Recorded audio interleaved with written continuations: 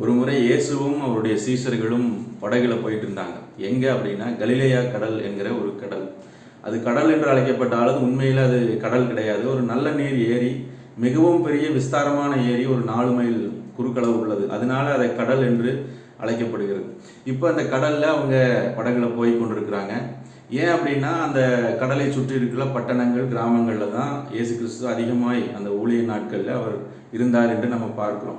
அப்போ அந்த ஒரு கரையிலிருந்து மறுகரைக்கு அந்த படகுல போய் கொண்டிருக்கும் போது இயேசு கிறிஸ்து கொஞ்சம் இளைப்பாரி கொண்டிருந்தார் படகுல.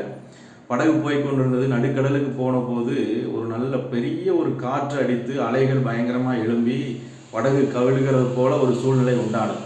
இதை பார்த்த உடனே இந்த சீசர்களுக்கெல்லாம் ஒரே பயம், படகு கவுந்துருமோ, ஏதாச்சும் ஆயிருமோ அப்படின்ட்டு. ஆனால் இயேசு கிறிஸ்து எழும்பல, அப்படியே உறங்கி கொண்டிருந்தார். அப்போ இவங்களுக்கு உடனே போய் இயேசு எழுப்புறாங்க, எந்திரிங்க, படகு கவிழ போகுது, நம்மளாம் இறங்க போகிறோம், மறிக்க போகிறோம்னு சொல்லி அவரை போய் எழுப்புறாங்க. அப்போ தான் இயேசு கிறிஸ்து சொல்கிறாரு, நான் கூடவே இருக்கிறேனே, இருந்துமே நீங்கள் இவ்வளவு பயப்படுறீங்க. சில நேரங்களில் நமக்குமே அந்த மாதிரி சூழ்நிலைகள் வரும்.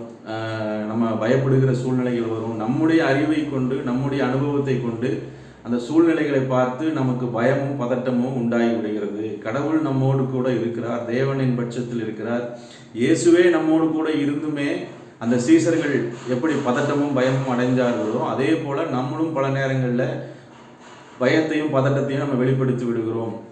அப்போ தான் அந்த இயேசு அங்கே சொல்கிறாரு, ஏன் இப்படி, உங்களுடைய விசுவாசம் எங்கே, உங்களுடைய நம்பிக்கை எங்கே? ஏன் அப்படின்னா இயேசு கிறிஸ்து அவர்களோடு கூட டிராவல் பண்ணி அதுக்கு முன்னமே நிறைய அற்புதங்களை செய்திருக்கிறார், நிறைய அடையாளங்களை செய்திருக்கிறார், பிசாசுகளை துரத்தி இருக்கிறார், வியாதியஸ்தர்களை சொஸ்தமாக்கி இருக்கிறார். அவர் இயேசுவை தேவனுடைய மைந்தன், தேவனுடைய குமாரன் என்பதை பலமாக நிரூபித்திருந்து அவர்கள் இதெல்லாம் கண்ணால் பார்த்துமே அவங்களுக்கு அதெல்லாம் மைண்டில் இருந்தாலும் அந்த சூழ்நிலைன்னு வரும்போது உடனே பயமும் பதட்டமும் தான் அங்கே வெளிப்படுகிறது. அதைத்தான் இயேசு அங்கே கடிந்து கொண்டார்.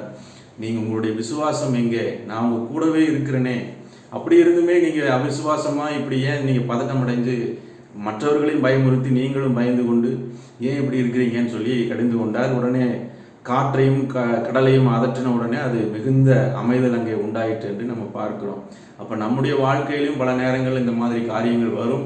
ஆனால் நாம் அந்த பயமும் பதட்டமும் நம்ம வெளிப்படுத்தாதபடிக்கு கர்த்தர் நம்மோடு இருக்கிறார், தேவன் என்னோடு இருக்கிறார், சூழ்நிலைகளை என்னை ஒன்றும் செய்யாது என்கிற அந்த ஒரு மனநிலைக்கு நம்ம வருவோமானால் நம்முடைய விசுவாசத்தை கர்த்தர் கனப்படுத்துவார், கர்த்தர் நம்ம மேலே சந்தோஷப்படுவார்.